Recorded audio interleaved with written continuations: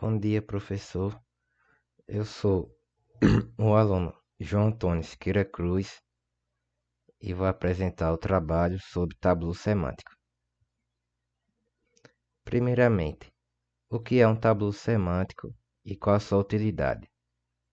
O tabu semântico é uma sequência de passos construído de acordo com certas regras e geralmente apresenta a forma de uma árvore.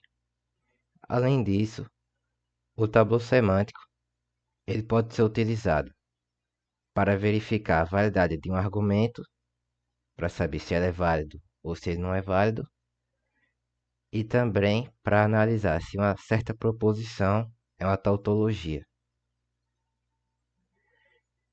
Um dos motivos também para a gente estudar o tabu semântico é porque, em certas ocasiões, ele pode ser um método mais simples de resolver uma questão, mais eficiente e mais rápido.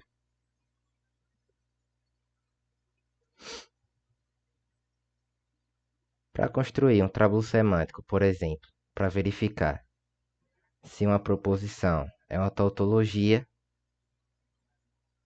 a gente primeiramente vai negar a proposição, como aqui nesse exemplo tem a proposição essa daqui, e negar ela. A gente vai decompondo ela em partes menores, e se essas partes menores vão se formando uma árvore, se os ramos da árvore se fecharem, então essa proposição aqui é uma tautologia. Se tiver algum ramo dessa árvore aqui que não tivesse fechado, então essa proposição já não é uma tautologia. E para construir um tabu semântico, a gente vai utilizar essas 9 regras aqui, que tem que aprender.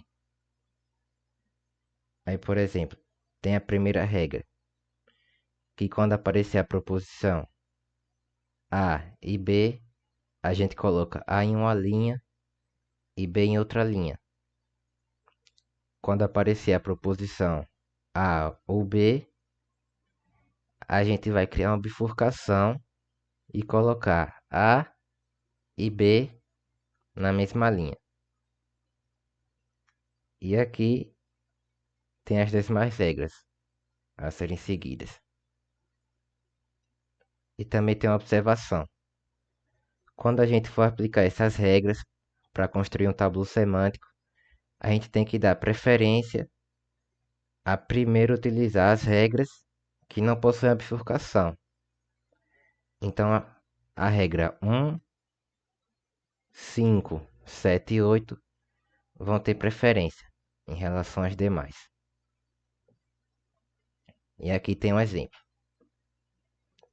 Aqui, por exemplo, se a gente fosse verificar se essa proposição aqui é uma tautologia, através de um tabu semântico, seria feito dessa forma.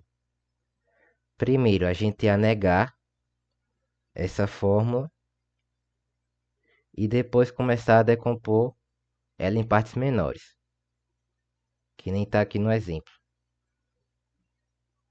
Aí, por exemplo, na linha 1 foi utilizada a regra 5. Aí a regra 5 diz o quê? Quando tem duas negações, você elimina a negação e mantém só a proposição. Aí a gente eliminou essas duas proposições. Aí agora a gente utilizou as regra 1, que é esse daqui, quando tiver um precedente, um precedente com a conjunção com consequente, a gente escreve o precedente na primeira linha e o consequente na segunda, que nem foi feito aqui. A gente tinha P condicional Q e a negação de P bicondicional Q e a negação da negação de P. A gente vai e escreve essa primeira parte em uma linha, essa segunda parte em outra linha e essa terceira parte em outra linha. Aí agora a gente utiliza a regra 5 na linha 5 que transformou esse não P em um P só. Depois a gente pode utilizar a regra 3 na linha 3 que vai decompor o P condicional Q em não P e Q. Como mostra aqui, ó, quando tiver um precedente condicional consequente, a gente abre dois ramos e coloca o primeiro negado e só o segundo, que nem fez aqui, ó. Tinha o P, aí ele negou o P e o Q, repetiu o Q.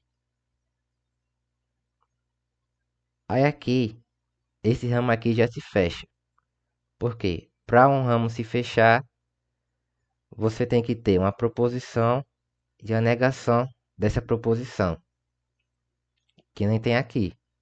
Tem o não P e o P. Então esse ramo aqui já está fechado. Então essa parte aqui não faz mais nada. A gente passa para cá. Aí aqui, isso aqui já eliminamos. Isso aqui já eliminamos.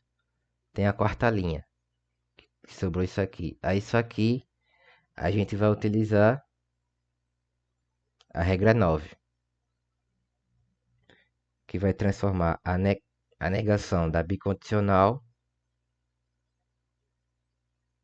nisso aqui. Igual foi feito. Aí pegou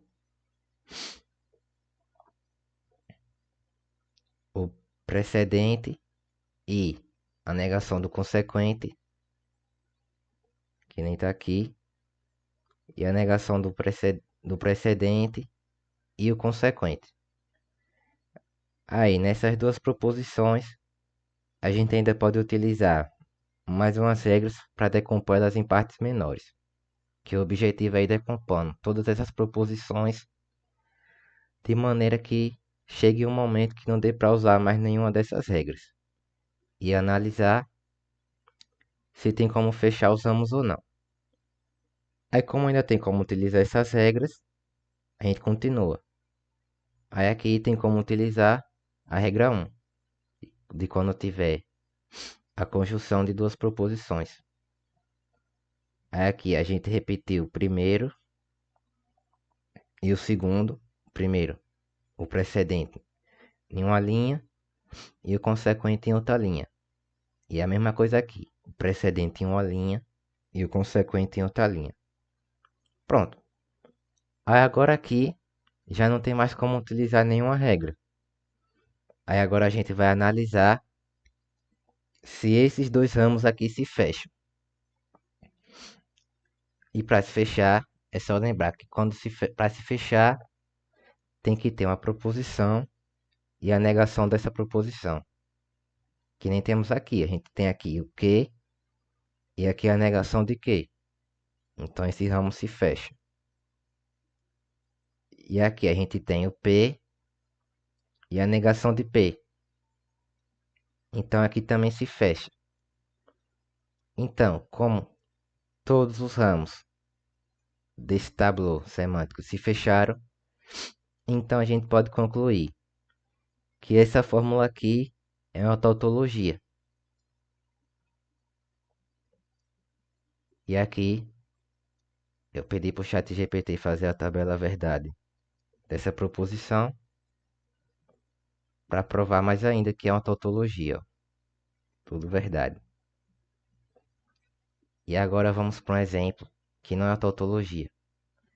Aí digamos que a gente queira saber se essa proposição aqui, ó, se essa fórmula é uma tautologia. A gente faz o quê? Primeiro nega ela, e nem foi feito, e depois começa a decompor em partes menores.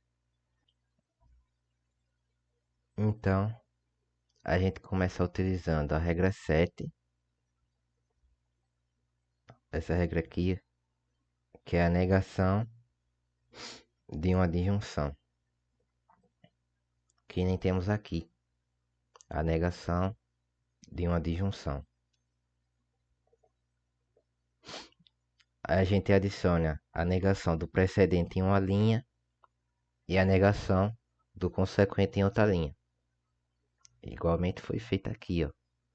A gente adicionou o precedente na segunda linha e o consequente na terceira linha. Aí agora utilizou a regra 5 na linha 3 para transformar esse P não P em um P só. Aí agora só sobra a negação desse bicondicional. E para decompor ele em partes menores, a gente utiliza a regra 9. Essa regra aqui, que abre dois ramos. Em um ramo, a gente nega o precedente e faz uma conjunção dele com o consequente. E no outro ramo, faz a conjunção do precedente com a negação do consequente. Que nem foi feito aqui, ó. A linha 2 transformou na linha 5. Aí a gente obtém duas novas proposições que ainda dá para decompor elas. Aí a gente utiliza a regra 1, já que é a conjunção de duas proposições simples. Aí aqui a gente repete o precedente em uma linha e o consequente em outra. Repete o precedente em uma linha e o consequente em outra. Aí pronto, agora só sobrou o P e usamos esse P, não Q, não P e o Q. Não dá mais para utilizar nenhuma regra neles.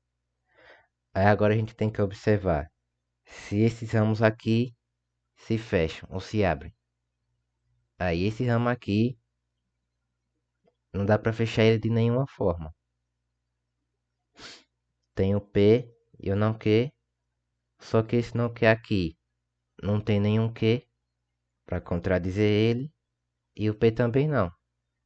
Então ele é aberto. Já esse outro ramo aqui tem o Q e o não P. Só que aqui a gente tem um P. Então dá para contradizer esse P com esse não P. Então esse ramo se fecha. Mas como ainda sobrou um ramo aberto, então essa proposição aqui não é uma tautologia. Igual a gente pode perceber através da tabela verdade, que na verdade é uma contingência. E pronto, acabou.